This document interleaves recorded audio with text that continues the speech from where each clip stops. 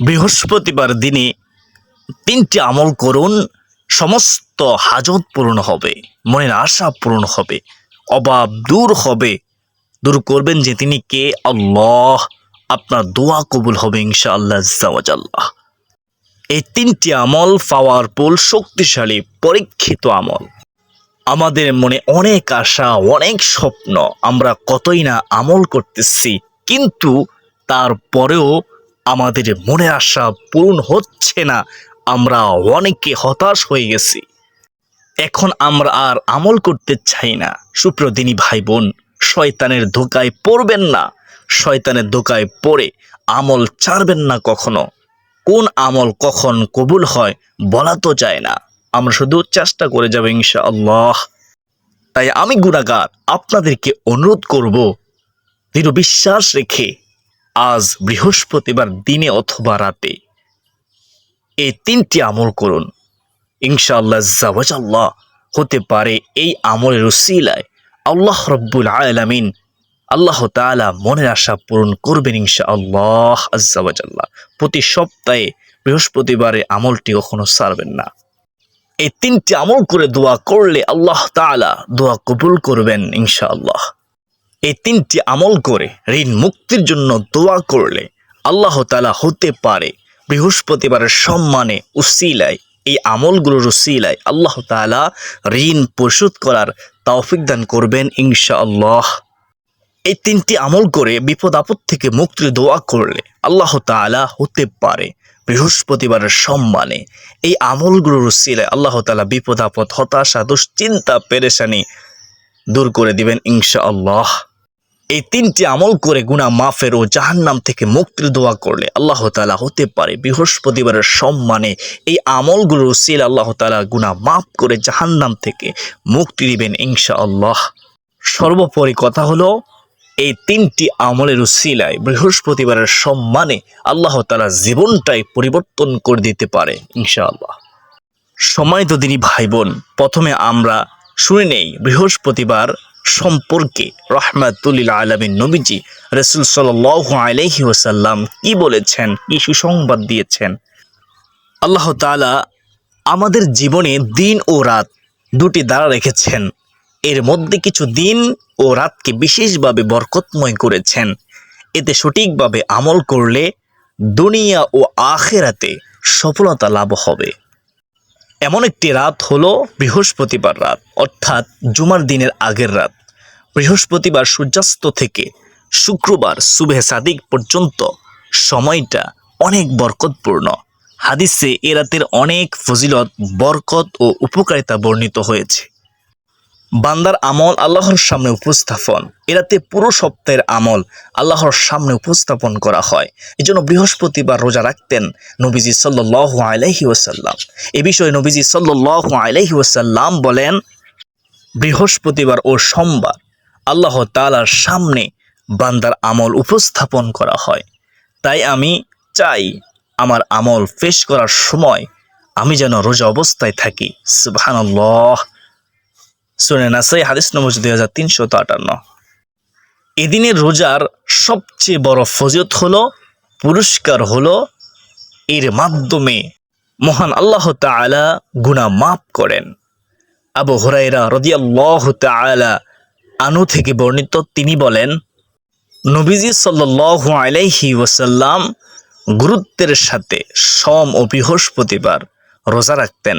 নবীজিকে জিজ্ঞাসা করা হলো, রাহমাতুল লিল আলামিন নবীজিকে প্রশ্ন করা হলো, ইয়া রাসূলুল্লাহ, ইয়া হাবিবাল্লাহ, নবী গো, আপনি গুরুত্বের সাথে সোম ও বৃহস্পতিবার রোজা রাখেন, এর কারণ কি?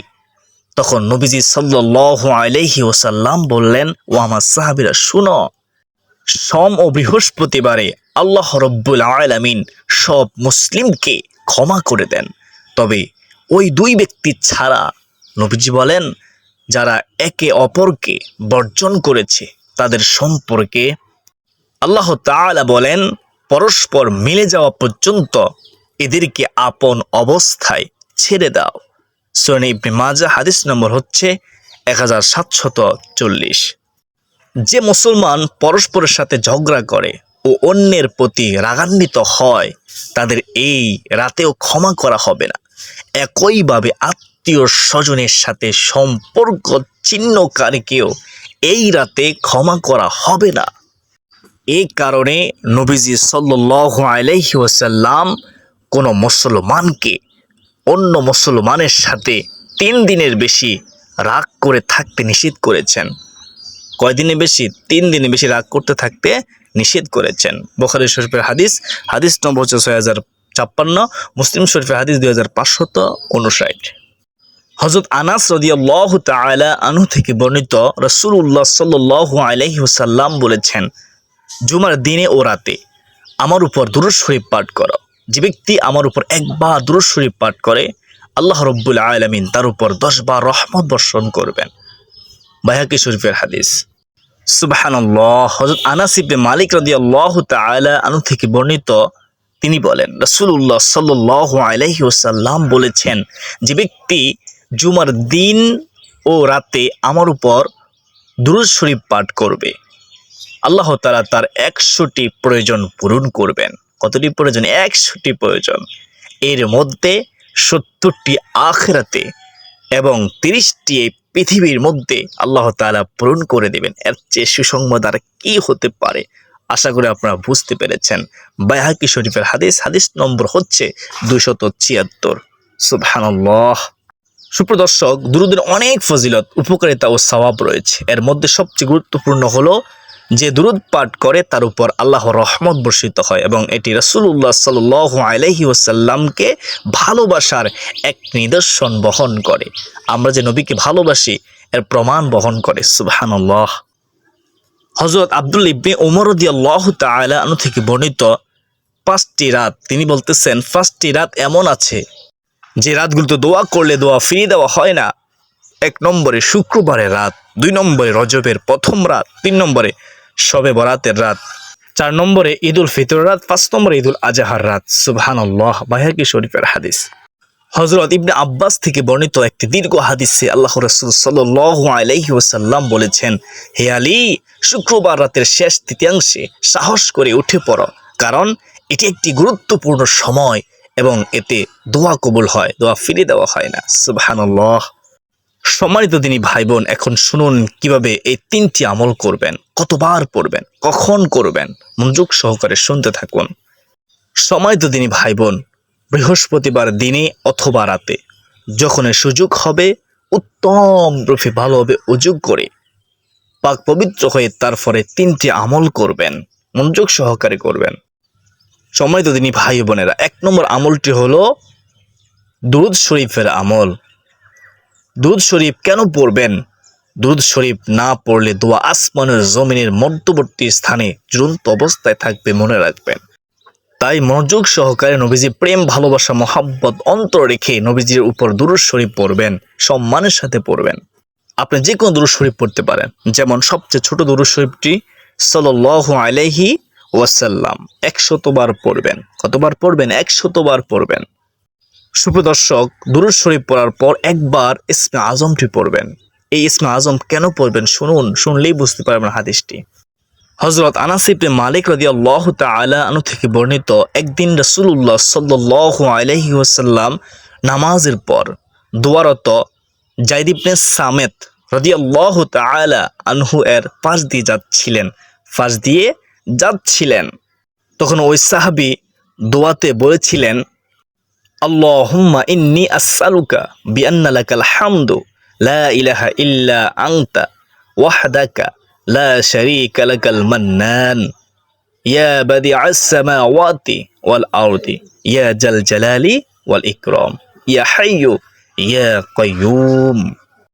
তখন রাসূল সাল্লাল্লাহু আলাইহি ওয়াসাল্লাম তাকে বললেন, ওই সাহাবীকে বললেন, তুমি আল্লাহর দরবারে ইসমে আজমের মাধ্যমে দোয়া করেছ, যার মাধ্যমে ও আমার সাহাবী শুনো, দোয়া করলে আল্লাহ তাআলা দোয়া কবুল করেন, ফিরিয়ে দেন না এবং কিছু চাইলে তা দান করেন। সুবহানাল্লাহ। এর চেয়ে সুন্দর কি হতে পারে? আশা করি আপনারা বুঝতে পেরেছেন। মুসনাদে আহমদ শরীফের হাদিস 12205 নম্বর।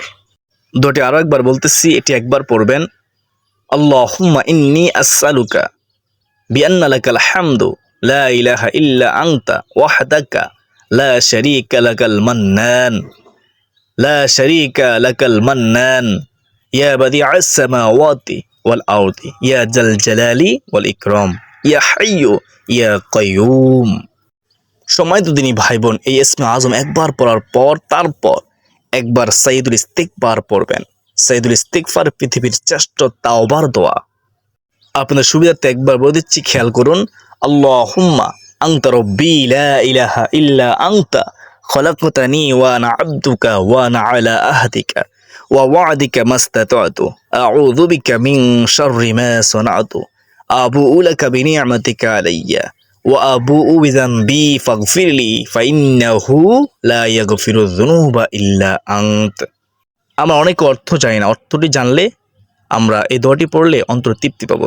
অর্থ হলো, হে আল্লাহ, তুমি আমার পালনকর্তা, তুমি ছাড়া কোনো উপাস্য নেই, তুমি আমাকে সৃষ্টি করেছ, আমি তোমার দাস, আমি তোমার গোলাম। হে মালিক, হে দয়াময়, হে আল্লাহ, আমি আমার সাধ্য মতো তোমার কাছে দেওয়া অঙ্গীকারে ও প্রতিশ্রুতিতে দৃঢ় আছি। আমি আমার কৃতকর্মের অনিষ্ট থেকে তোমার কাছে আশ্রয় প্রার্থনা করছি। আমি আমার প্রতি তোমার অনুগ্রহকে স্বীকার করছি এবং আমি আমার গুনাহের স্বীকৃতি দিচ্ছি। অতএব তুমি আমাকে ক্ষমা করে দাও, কেননা তুমি ছাড়া পাপগুলো ক্ষমা করার আর কেউ নেই। আল্লাহুম্মা আমিন ইয়া আরহামার রাহিমিন। সম্মানিত দিনী ভাই বোন, আশা করি সকলে বুঝতে পেরেছেন। আলহামদুলিল্লাহ, এই তিনটি আমল করার পর চোখের পানি ছেড়ে দিয়ে আপনি মুরাদ করবেন, আল্লাহ তাআলার কাছে চাইতে থাকবেন, বিশ্বাস রেখে চাইবেন, ইয়াকিন রেখে চাইবেন। ইনশাআল্লাহ আল্লাহ রাব্বুল আলামিন আপনার দোয়া কবুল করবেন, মনের আশা পূরণ করবেন, সমস্ত হাজত পূরণ করবেন, দুঃখ কষ্ট পেরেশানি হতাশা দূর করে দিবেন। সম্মানিত দিনী ভাই বোনেরা, প্রতি সপ্তাহে অবশ্যই বৃহস্পতিবারে আমলটি করার চেষ্টা করবেন। সম্মানিত দিনী ভাই বোন, যদি আপনারা চান আপনাদের আমল কবুল হোক, তাহলে হালাল গ্রহণ করতে হবে এবং হারাম বর্জন করতে হবে। মা বাবা থাকলে মা বাবার খেদমত করতে হবে, 5 ওয়াক্ত নামাজের হেফাজত করতে হবে। তাহলেই মনে রাখবেন আপনার আমল কবুল হবে, দোয়া কবুল হবে ইনশাআল্লাহ আজ্জা ওয়া জাল্লা। অন্যথায় আপনার কোনো আমলে আল্লাহ তাআলা কবুল করবেন না। তাই আমাদেরকে বোঝার চেষ্টা করতে হবে। আল্লাহ তাআলা আমাদের সবাইকে বোঝার, মানার, আমল করার তৌফিক দান করুন, আমিন। যারা ভিডিওটি শেষ পর্যন্ত দেখেছেন সকলে কমেন্টে আল্লাহর শুকর আদায় করুন, লিখুন আলহামদুলিল্লাহ এবং ভিডিওটি শেয়ার করে প্রতিটি মুসলমানকে শিখার সুযোগ করে দিন।